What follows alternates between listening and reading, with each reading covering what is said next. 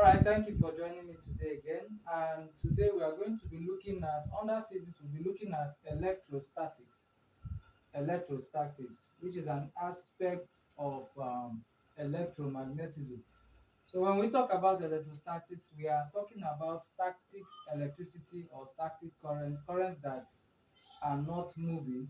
And these currents can actually be generated by simple physical means. For example, if we have a glass rod, if we have a glass rod rubbed with silk material, eventually this will give us a positive charge. That is, the glass the negative charges, that is the electrons, move from the glass rod to the silk material. So the glass rod eventually acquires a positive charge. Now also, if we have a an ebonite rod rubbed with 4, charges move from the 4 to the ebonite rod, and so we have generated a negative charge. So it is very possible for for charges to be in our surrounding even during the Harmattan season. We have charges either on the car or on clothes. So these charges are referred to as static charges. They are not moving. So this studying charges in this aspect is what we refer to as electrostatics. Now, one thing we'll know is that since we have positive charge and negative charge, we should understand that if we have two charges, one positive and one negative, the force of attraction between them will be that of attractive. So we're having attractive force between the two charges, and if we have two positive charges or two negative charges, the force of attraction between these two is always a repulsive force. So positive charges, like charges repel, and unlike charges attract. So having understand that there is a force of attraction that will exist between um, unlike charges, and there is a force of repulsion that will exist between like charges, that will take us to what we refer to as Coulomb's law. That is to understand the force between two charges. Now, the Coulomb's law is actually given. Now, this law states that the force of attraction between two charges, irrespective of what they may be,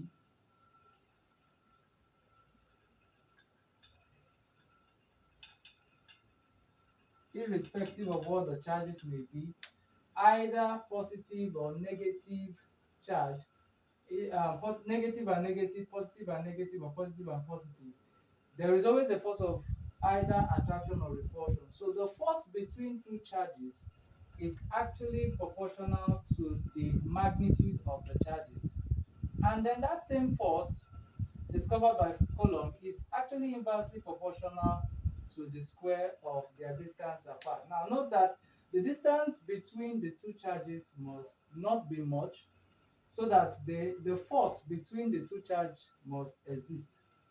So we say that the Coulomb's law states that the force between two charges is proportional to the magnitude of the two charges and inversely proportional to the square of their distance apart. So combining these two equations, we have it that the force is proportional to the charges, magnitude of the charges, and inversely proportional to the square of their distance apart, that is represented by arrow.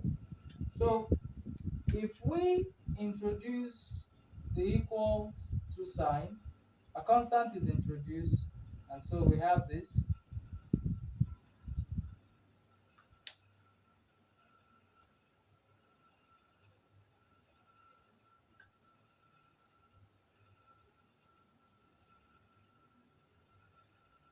So now we should bear in mind that F is equal to K, Q1, Q2 over R square, and K is actually the constant. But we must always also bear in mind that K is given as 1 divided 4 pi epsilon naught. Now, epsilon naught here signifies permittivity of vacuum. So permittivity is represented by epsilon. Permittivity is actually the ability of a charge to actually retain electrical force in an electric field. Because we know that in an electric field is a region of space where what? A charge experiences an electric force. So the ability of that charge to retain an electric force in that electric field is what we call permittivity. Now, which is represented basically as just E. But because of we are considering this ability, that is this permittivity in vacuum, we represent the vacuum as the 0 down here. So we are having E naught as permittivity of vacuum. And actually the value for E naught is given as 8.85418 multiplied 10 to the power 12 minus 12 actually, and the unit is Coulomb square per Newton per meter square. So what? Now if we put this value in here, 4 multiply pi multiply epsilon naught, our k value for k becomes 9 times 9 10 raised to the power 9 Newton meter square per Coulomb square. So that becomes our value for k if we put this value in this equation. So let's look at now. One thing also that has to be understood is that we are dealing with E naught in vacuum because the permittivity is actually in vacuum. So we should also remember that although this is the unit for epsilon naught, we can also measure epsilon naught in farad per meter. We can also measure epsilon naught in farad per meter.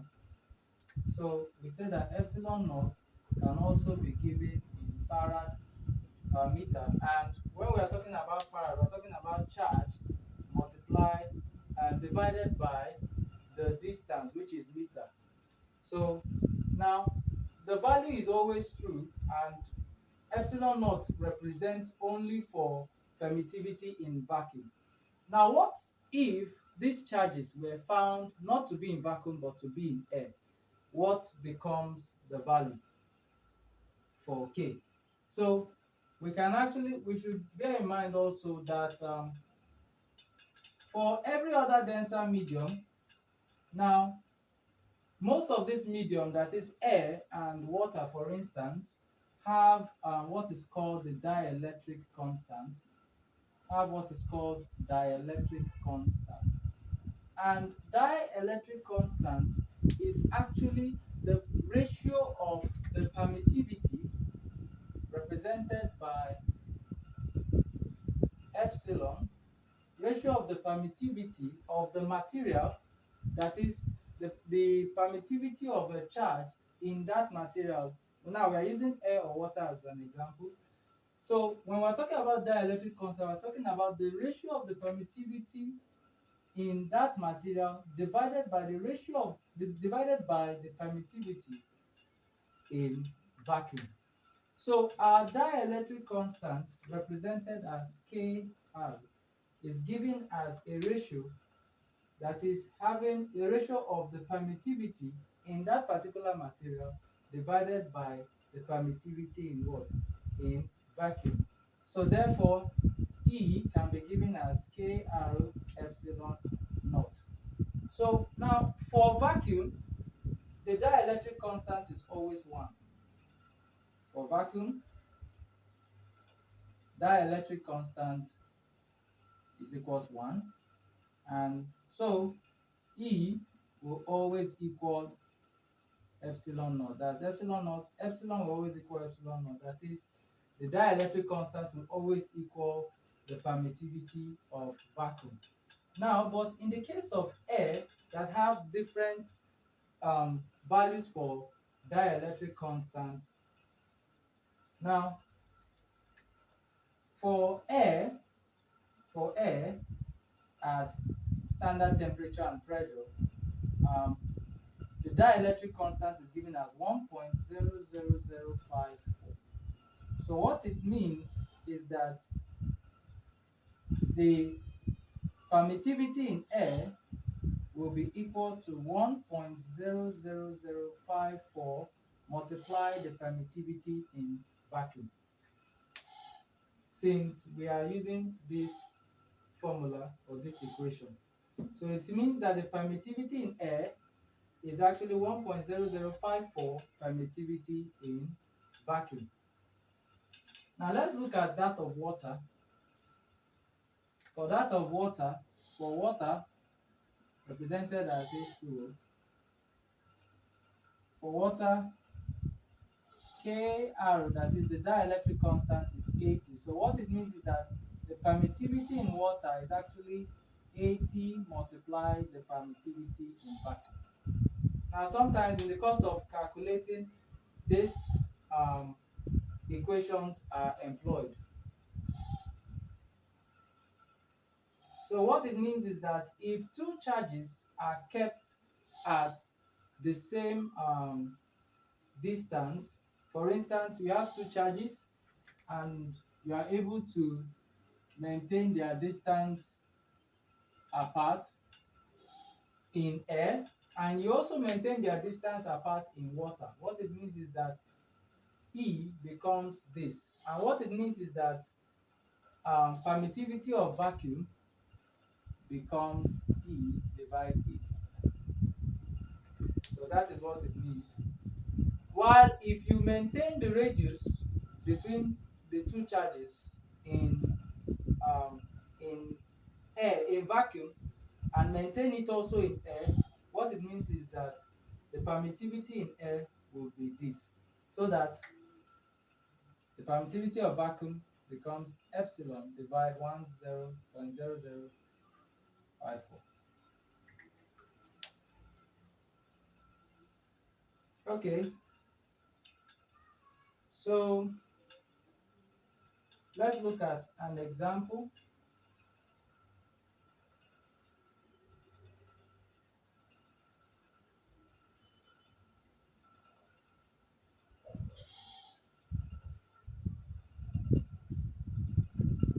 Now, suppose we are given two charges.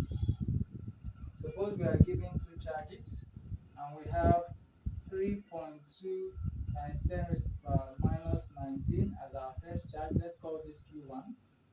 And we are given another charge Q2 as 4.8 times 10 raised to the power minus 19 coulomb.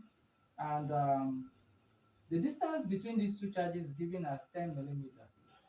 And the question says that what would be the force if these two charges were present in air? What would be the force for air, and what would be the force in liquid, or let's say water? So what it means is that when we are carrying out such calculation, the first thing we need to note is, because R in the equation has to be in meter, not in millimeter. So we have to convert our millimeter to meter. And that will be 10. That will be 10 multiply 10 raised to the power minus 3 meter. Because converting this to meter means dividing by 1000. So that's what we have as our meter. So calculating for air, we have it that the force for air is given as 1 divided 4 pi epsilon naught. This is our K, multiply Q1 Q2 over R squared. Now we should remember that the value for this is actually what? Is actually 9 times 10 raised to the power 9. So what we have to do is, if we say 9 times 10 raised to the power 9 multiply the charge. We take our Q1, which is 3.2 times 10 raised to the power minus 19, multiplied by 4.8 times 10 raised to the power minus 19, and all this we divide it by 10 times 10 raised to the power minus 3 all square. All square. So by the time we solve this, we arrive at 1.38 times 10 raised to the power minus 25 Newton. Now we should note that when taking the square of this, you don't just apply minus 3 times 2. It might work in some cases it may not. So what you have to do is 10 times 10 raised to the power minus 3 multiply 10 times 10 raised to the power minus 3 in order to prevent confusions occurring here. So by the time this is done, we arrive at this answer. So now we were told to, the question was asking us, we've gotten for the force in air, so we are actually told to get for the force in a liquid, and the dielectric constant of, let's put this as liquid, the dielectric constant of the liquid based on the question was said to be 20. Based on the question, we're given that the dielectric constant is actually 20. So what it means is that what we just simply have to do is, since we have that for air,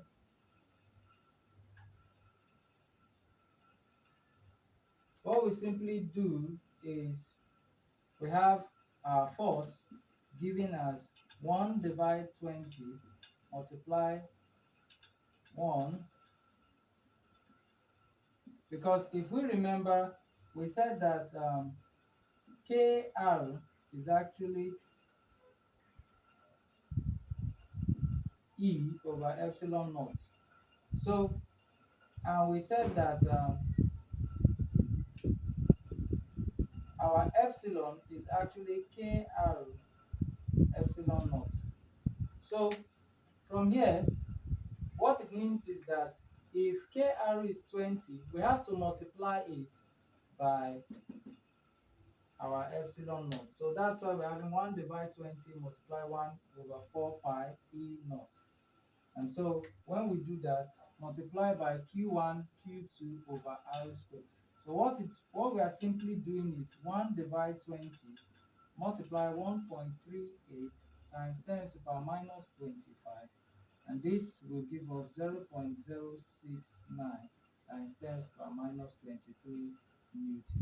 And that's the force in a liquid having a dielectric constant of 20. That is the force in a liquid having a dielectric constant of 20. So what we just have to do is multiply by 1 over 20, multiply 1 over 20 by the equation, or by the answer gotten in the first place, and you arrive at the new answer. That's how you get the force in any material that has a particular value for dielectric constant.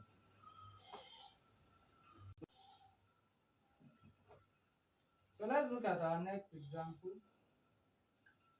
Now, suppose we have 4 charges. We have plus 3q, and then we have another charge here, which is minus 3. We have another charge here, which is actually plus 2q, and we have another charge here, which is actually minus 2q. We are given 4 charges in a square fashion. Now, and q is given to us as 1.6 times 10 to the power minus 19 coulomb. Now, the question here is, we are to calculate the resultant force, calculate the resultant force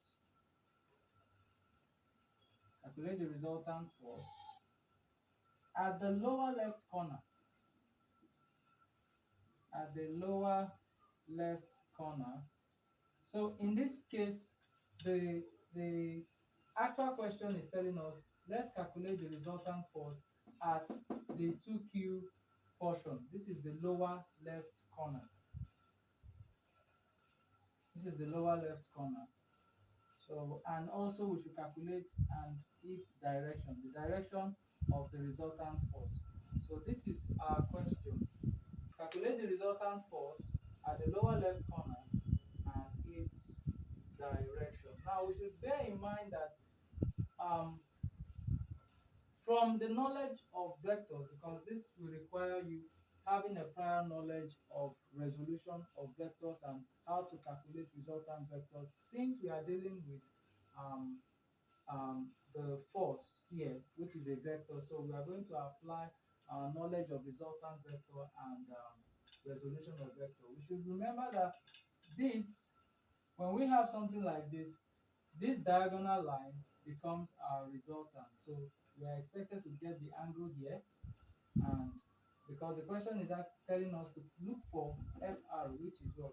The resultant force at the lower left corner. So having this diagram, what do we do? The first thing we have to do is we need to first resolve this. We need to resolve this and be able to calculate it. Now, what we do, if we notice the question is concerned about the resultant here at the lower left corner. So our concern is this triangle here. We have a triangle here. So this is what we get as our resultant. This is our 2Q. This is minus Q. And this is minus 2. Now, we may call this 1, 2, 3, and 4. We label it in that fashion so that we have 4 here, we have 2 here, and we have 3 here. But now we should also remember that when we are dealing with a square, that all sides are actually equal, and we are giving our sides to be, we are giving the distance to be 10 millimeter, and which is actually 10 times 10 raised to the power minus 3 meters. When we convert it to meter, because we must always do that. So our sides, we should remember that in a square, all sides are actually what? Equal. So what it means is that the distance is all the same. So we have to, what it means is that 4 and 1 will be the same as 3 and 2, the distance between them. So since our 1 is missing, we have to bring it here, pointing down. We have to bring this pointing down. So we have 4 and 1. So we have 3Q here. And this is known as F1. F14. This will be known as F34. And this will be known as F24. So we are going to calculate the force of attraction between 4 and 1, between 4 and 2, and between 4 and 3. So that is what we are expected to do. So let's take each of them one after the other. So if we have for force 1 and 4, we have 1 over 4 pi epsilon naught multiply the forces between 1 and 4 is 3Q and 2Q. So we divide it by r square. So we are having 1 over 4 pi epsilon naught multiply, we said it that Q is actually 1.6 times 10 to the power 19. So we have 3 multiply 1.6 times 10 to the power minus 19 multiply 2 times 1.6 times 10 to the power minus 19, and all this divided by 10 times 10 to the power minus 3 square. Remember that 4 pi, so we can represent this 1 over 4 pi epsilon naught is given as 9 times 10 raised to the power 9. So this is what we have. So when we solve this, we arrive at 138.24 times 10 raised to the power 20 minus 25 Newton. So we've succeeded in getting F14. Now we go ahead to solve F24. And what we just have to note is we are dealing with the second 2 and 4, which is, so our equation changes to 1 over 4 pi epsilon naught multiply the two charges there is Q and 2Q, because we are having for our second charge minus Q, and for our, now note in calculating, when calculating for the force, if a charge is giving you a negative number, for instance, you are having something like minus 1.6 times 10 to the power minus 19 coulomb, you don't consider the negative number. The negative number is simply telling you, the negative sign is simply telling you that this charge is a negative charge. So it is not to be taken, it does not take part in the workings. So it's something that should be neglected. So we have Q multiply 2Q divided by 10 times 10 raised to the minus 3 all squared. So we already know what Q is, so we just have to multiply it by 2 here and multiply it also and just have our Q here. So when we input these values inside it, we have 1 over 4 pi. Remember that 1 over 4 pi epsilon naught is 9 times 10 raised to the power 9. Multiply our Q, which is 1.6 times 10 to the power minus 19, multiply 2, 1.6 times 10 to the power minus 19. So this divided by 10 times 10 to the power minus 3 all squared. So when we solve this, we actually arrive. Now, what we will also bear in mind is that we are dealing with F24. From our diagram, remember that F24 is actually same as the resultant, and if we notice, it's the diagonal of our square. It's the diagonal of our square. So actually, when you are dealing with diagonals, the whole side was given as 10 millimeter. But when you are dealing with the diagonal, it is twice the length of the side. So what it means is that R is equal to A plus A. That is 2 times the sides. Let's put this in a better diagram. So we have, suppose we have a square, for instance, just as the diagram gave us. The diagonal is actually, which is R, is twice 2 of the sides. So if we have R square, what we're having is A square plus A square. So what it means, which is giving us 2A square R square. So if we take the root of both sides, we have square root 2 multiply root A square. This goes and this goes. So therefore, R is actually A root 2. R is actually A root 2. So since we are given this, if our arrow, since our arrow is giving us square root, R is giving us A root 2, and from here, our question is actually telling us R square. So what it means is that we are going with this, R square equals to 2A square. So what it means is that we multiply here by 2, our arrow, because of we are dealing with with the diagonal. So when we do this,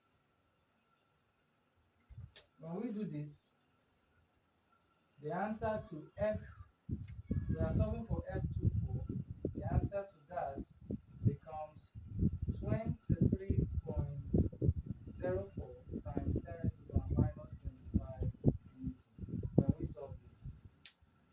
So next we have to go to F34. We have to look for the force between 3 and 4.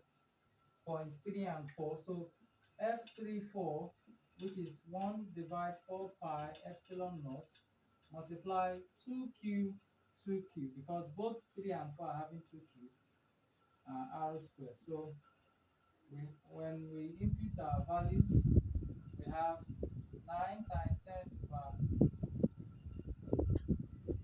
9 multiply 2, 1.6 times 10 to the power minus 19 multiply 2, 1.6 times 10 to the power 19.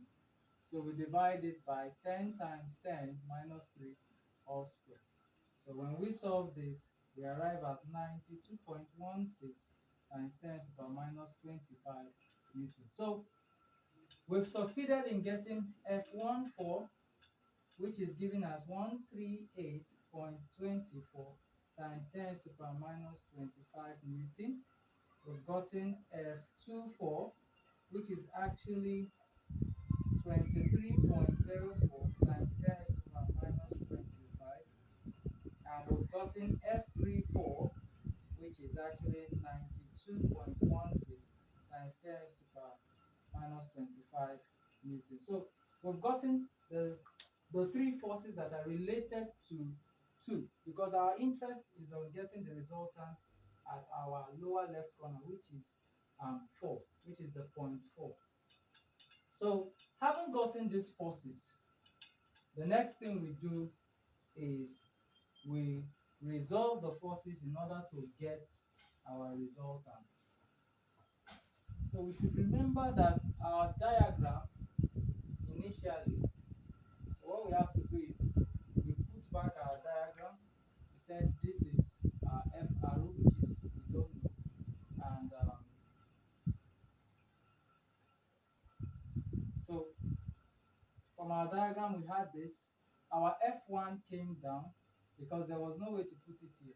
Putting it here would inconvenience the diagram, because we already have 2 and 3 here, so we cannot carry 1 here. So the only option is to bring it down, since we are concerned with this triangle. So we have here, so here represents our F14, here represents our F34, and here represents our F24.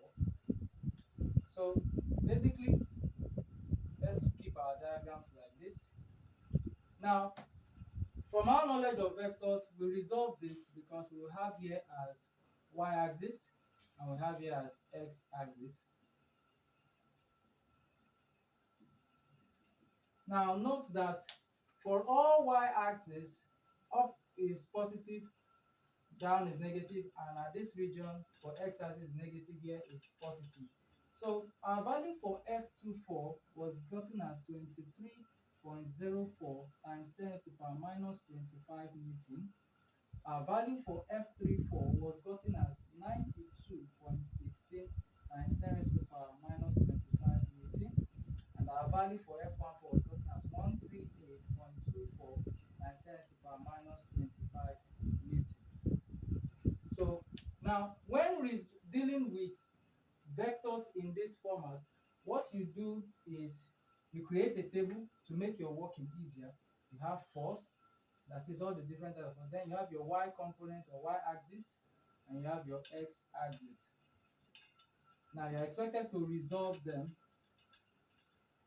So for F14, we have it that for our y-axis, F14 is on the negative side, it's on direct y-axis, negative side of y. So we have 138.24 times 10 to the power minus 25 Newton, a negative value actually. We have minus 138.24. So then for x-axis, because F14 does not have any, is on direct y-axis, it has nothing to do with x-axis, we represent this as 0. Now we come to F24. Now for F24, which is in between y and x-axis, we must resolve it in for both y-axis and x-axis. So for y-axis, we say F24 multiply sine, this angle is actually 45 degrees since we are dealing with a square. So when we split it, 45 degrees sine 45, and this will actually give us, that should give us 16 point, when we solve this, we're having 16.29 times 10 raised to the power minus 25 Newton. Now, we do also for x-axis, which is F24. When you are solving for x along x-axis, we are using cos 45. So when we do that, we have 16.29 also times 10 raised to the power minus 25, because the value for sine 45 is same as the value for cos 45. So definitely you are going to arrive at the same answer for both y and x axis. Then we also solve for F34, which is actually, now F34 is totally on x-axis and has nothing to do with y-axis. So we have here 0. Being on x-axis, we have here 92.16 times 10 raised to the power minus 25 Newton. So when we do this, what we do now is that we add, and when we add, minus this plus this will actually give us minus 1.2195 multiply 10 raised to the power minus 23, and when we also add this, we are having 1.0845 times 10 raised to the power minus 23. So we call this Fy and Fx. Now, from our knowledge of vectors, to get the resultant vector is given as arrow square root of x squared plus y squared. So we are going to apply this formula, putting in our value of x and our value of y. So we have root minus 1.2195 all square plus, oh, that should be multiply 10 raised to the power minus 23 plus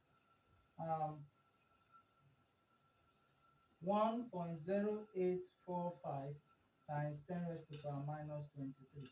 So we add these two values together and then look for the square root of both values. And when we found the square root, what we get as our answer is 163.20.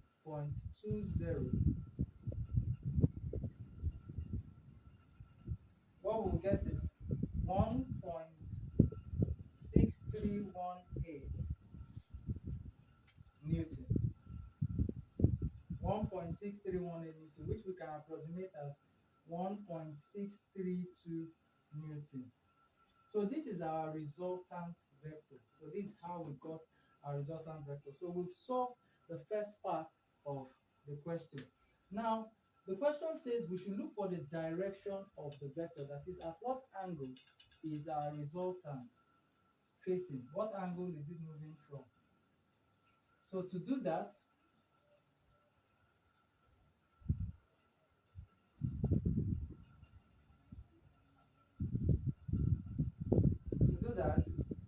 we use the formula tan alpha equals y over x.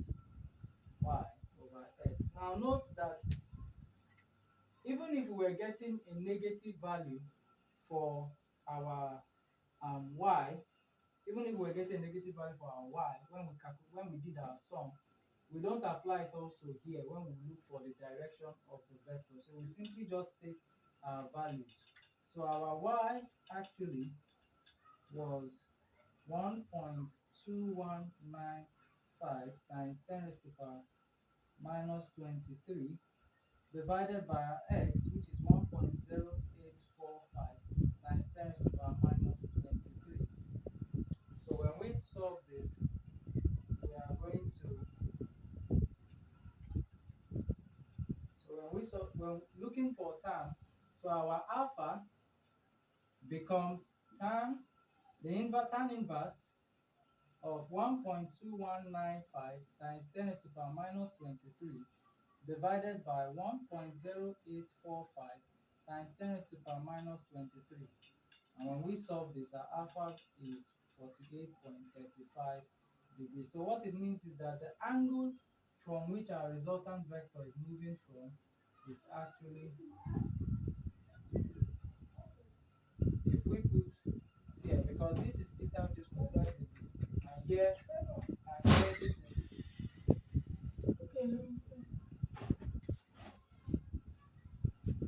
and here which is alpha. So we put our alpha as 48.35 degrees. So that becomes our answer. So this is the direction of our resultant vector. So thanks for joining me today, and see you next time.